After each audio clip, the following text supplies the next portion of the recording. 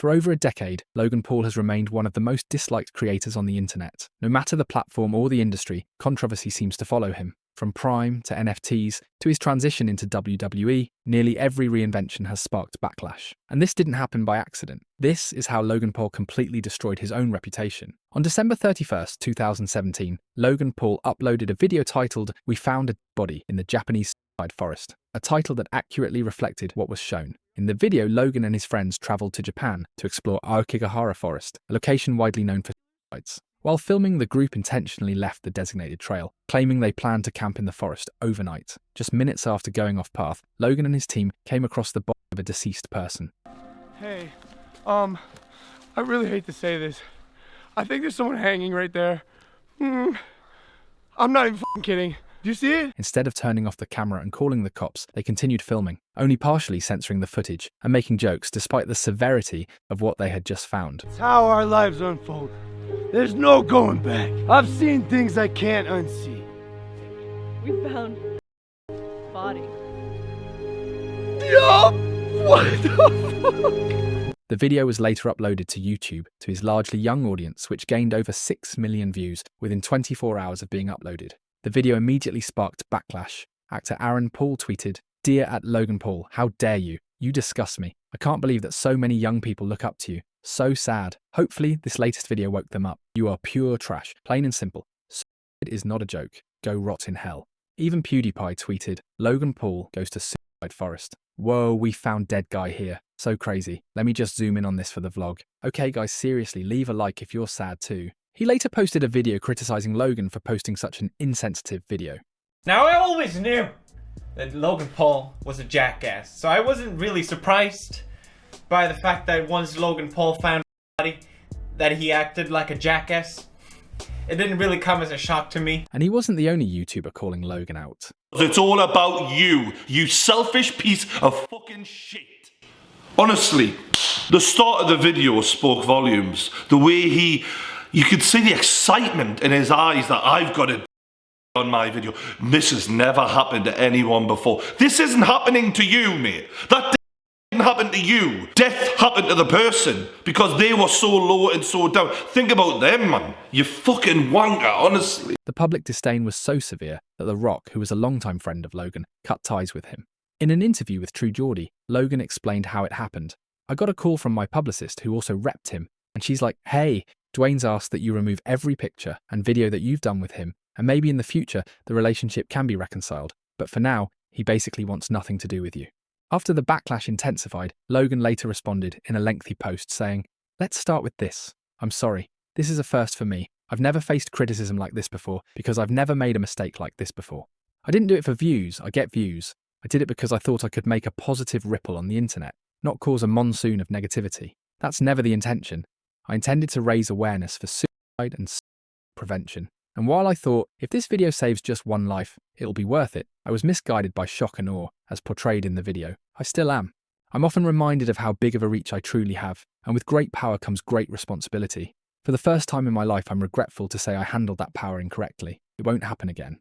However, the tweet was terribly received, and Logan released an apology video which, to date, is one of the most hated videos on YouTube, receiving over 2.6 million dislikes. "I've made a severe and continuous lapse in my judgment, and I don't expect to be forgiven. I'm simply here to apologize." So what we came across that day in the woods was obviously unplanned, and the reactions you saw on tape were raw, they were unfiltered. None of us knew how to react or how to feel. I should have never posted the video. I should have put the cameras down and stopped recording what we were going through. There's a lot of things I should have done differently, but I didn't. And for that, from the bottom of my heart, I am sorry. But the apology didn't get Logan off the hook. His YouTube film was put on hold, and he was removed from the preferred program. After the apology, he took a 3-week break, which he returned from with a video pledging to donate $1 million to suicide prevention. From this point on, I want to make an effort to contribute and immerse myself in the conversation, so I'm pledging to donate $1 million to various suicide prevention organizations, with the first $250,000 going immediately to the National Suicide Prevention Lifeline so they can increase their capacity to help those in need. In November 2018, Logan Paul collaborated with Mike Majlak and Spencer Taylor as co-hosts of the Impulsive podcast. Hey, yo, what is up? My name is Logan Paul, controversial YouTube star, boxer, ex-vegan, and now, I guess, podcaster? What? Welcome to Impulsive, the most thought-provoking, mentally stimulating podcast on the planet. Also, thank you to everyone who rated us 5 stars on the iTunes store, making us the #1 podcast in the world. #1 in the world. Really just great. Anyways, like I said, we are Impulsive, guys. I am here with my roommates. We got Spencer Taylor. Hey, I like plants. And we got Hey Big Mike. 6'3", I like long walks. If you clap at the end of flights, I don't like you. The podcast initially helped fix Logan Paul's already messy reputation. However, that didn't last long. On December 17th, 2022, CoffeeZilla uploaded a video in which he investigated Logan Paul's NFT project, CryptoZoo. CryptoZoo.co. I am so excited about this project. It's so fun. It's a really fun game that makes you money. A fun game that earns you money. How much did you guys make from CryptoZoo? I lost around $50,000 in CryptoZoo. I lost $40,000. And I lost around $15,000 US. I lost $25,000. $120,000. $500,000 Australian, which is $500,000 in CryptoZoo. Shut up! No, you haven't. Yeah, 500K. Oh, no. Today, we're investigating Logan Paul's CryptoZoo, a blockchain game that made millions but never worked. A month later, he followed up with a part 2, bringing even more evidence against Logan. After another expose video was posted by Coffee, Logan uploaded a response video, which he later deleted, addressing CoffeeZilla's videos. CoffeeZilla. I watched her 3-part series called Investigating Logan Paul's Biggest Scam, and like many on this platform, you have successfully used my name for views and money. While your work used to be impartial, your addiction to clicks has clouded your judgment and you've made very real errors with very real repercussions. Coffee, you took a shot at my reputation, so in this video today, I'm going to be defending myself with facts, something that you have gotten in the habit of twisting as you continue to morph from an investigator to a gossip channel. You see, CoffeeZilla tried to work with law enforcement in the past, but his work was described as not anchored to truth and often speculative. He is a lopsided journalist with an agenda, and he's nothing more than the Keemstar of crypto and finance. Many viewers immediately called out Logan's terrible response. One viewer wrote, "He hired criminals to work for him as his defense. He just made himself look even more guilty. I won't ever believe him or support anything he is involved in." This exact point was also echoed by Penguin Zero, who noted that Logan Paul revealing that he hired a criminal actually made him look worse. Surely, as the internet detective that you proclaim to be, you would know that he spent time in prison for multiple felonies, one for aggravated robbery, armed robbery at a liquor store, and the other for— Sounds like a good member of the CryptoZoo team. The legal process. I can see why you kept him anonymous. Who we'll be calling Z here. I guess, among many things, had not only an agenda, but a fondness for orange jumpsuits. Why is he on your team? In fact, him omitting that detail makes you look a little more competent. Now that I know you hired a fucking criminal to work on the project, I have even less faith in you to make good choices. Also during Logan's response video, he claimed to be suing CoffeeZilla for defamation and for damaging his reputation. CryptoZoo is coming. I will make damn sure of it. And honestly, it sucks that after years of personal reform, going through trials and tribulations and busting my ass to evolve into a person that I can say I'm actually proud of, you led the charge to drive and monetize a narrative telling millions of people that I'm a fraud or I tried to scam my audience. We're gonna handle this ourselves while we continue to build CryptoZoo, and I'll see you in court. But a lawyer in the comments section pointed out that Logan had implicated himself in the video. I'm a lawyer, and let me assure you, this is basically every lawyer's dream. This is the litigatory equivalent of going into trial with a taped confession, the plaintiff saying, "Yeah, I'm the actual mastermind, and I'm planning to throw the defendant under the bus," and then describing word for word all the evidence the prosecution has and how they forged it. If Logan Paul had kept his mouth shut and just sued, I'm sure with a sufficiently competent legal team, he could have made CoffeeZilla look really bad and won. But he couldn't. His ego wouldn't allow that, so he had to make the stupidest video possible. And I guarantee you, he did this either without consulting or against the advice of his lawyers, and now he's basically written the defense's speeches for them. After the internet basically failed to believe him or take his side, he initially apologized to CoffeeZilla. Well, it's finally over. Logan Paul apologized. It's entitled, "Thank You, CoffeeZilla." It's the 3rd response from Logan Paul, and it's a pretty big change in Logan's attitude so far.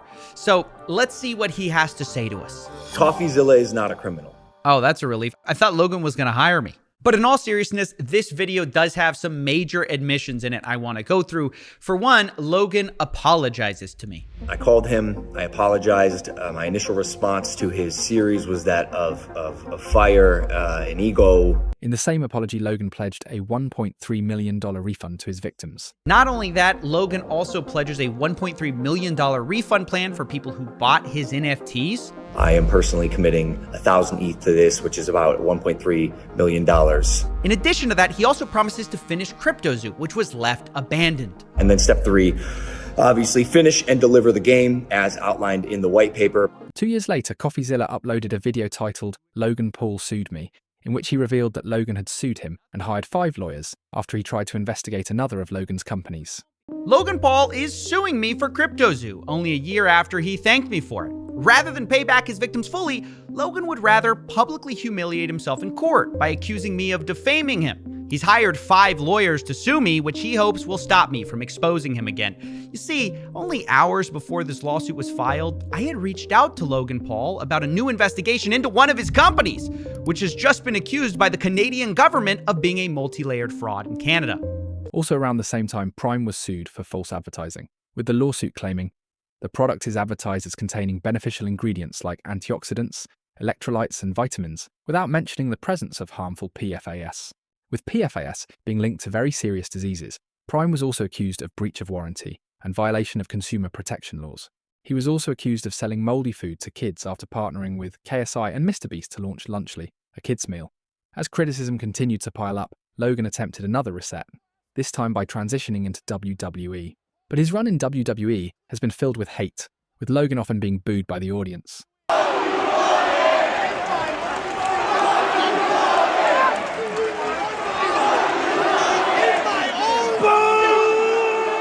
On Reddit, one user posted, "Is Logan Paul over, or do WWE fans genuinely don't care about him? We've all seen heels booed over the years, but Paul's boos are different. It feels like the fans don't care to see him on the mic or in any program. He's super athletic and talented, but that only goes so far. I'm curious what other WWE fans think about him." Another user responded to the post by writing, "I feel Logan Paul's a good businessman, but he doesn't deserve opportunities in the WWE. Wrestlers that are full-time and work hard every day are getting put aside due to this spoiled little brat. I don't think Logan Paul deserves to be in the ring with these superstars. Maybe sponsorship, but not competing."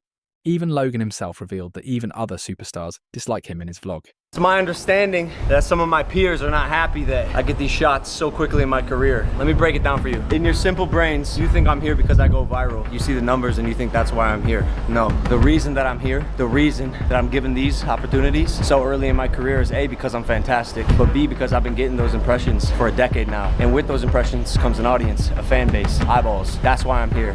Now, with his Instagram constantly losing tens of thousands of followers, Logan Paul didn't lose his reputation because of one mistake.